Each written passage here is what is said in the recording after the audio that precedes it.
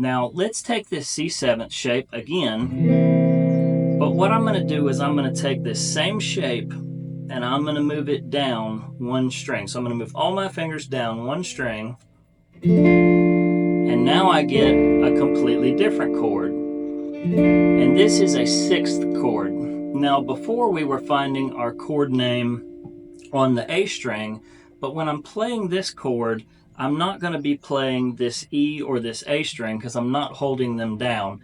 I'm mainly just going to be playing the D on down. So I'm going to have to find my chord name from the E string if I'm playing this chord shape. So in this case, this would be an F because my pointer finger is on the F note of that E string. So it's on the first fret of the E string making an F, and this would be an F6th.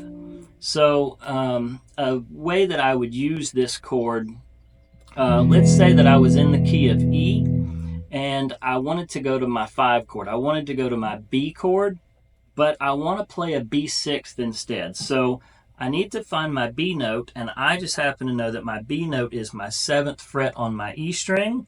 I'm going to make that C7 shape, and now I get a B6th, and this is movable as well, and it sounds really good to walk it down 2 frets. So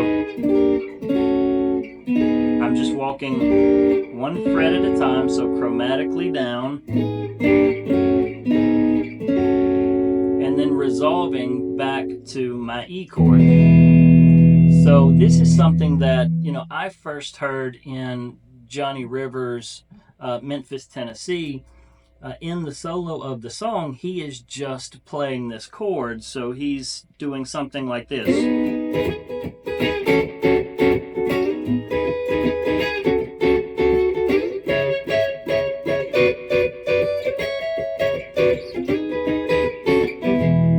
So it's just a neat chord that you can move around. And what I was doing there, again, the song is in E, and I'm playing this B6th, sliding it down to the A6th chromatically, and then you can even slide it up to where your pointer finger is on the 12th fret.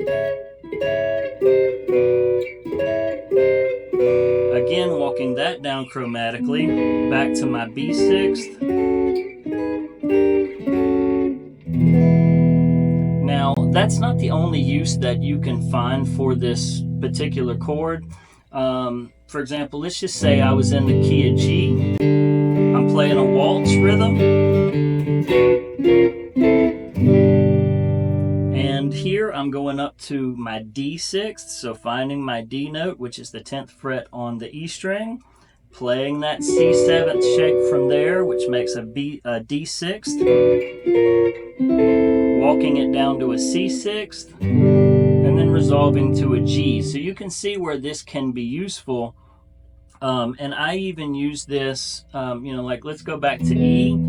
I don't always play the entire chord, to go back to my root. Sometimes I only play part of it. I'll only play, say, the D and the B string.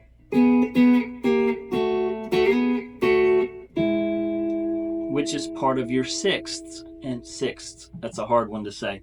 But we've talked about 6ths before, and that's just part of this 6th chord. So don't think you have to play the entire chord. Play around inside of these chords and see which notes you like the sound of together. So there's another really useful chord that you can move around.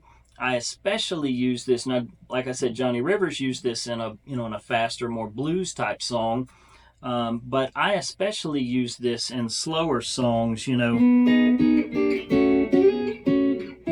because I really like the sound of that. I just think those sixth chords are really pretty. I really do hope this helps. And as always, if you need something, reach out to me. I'll be glad to help you.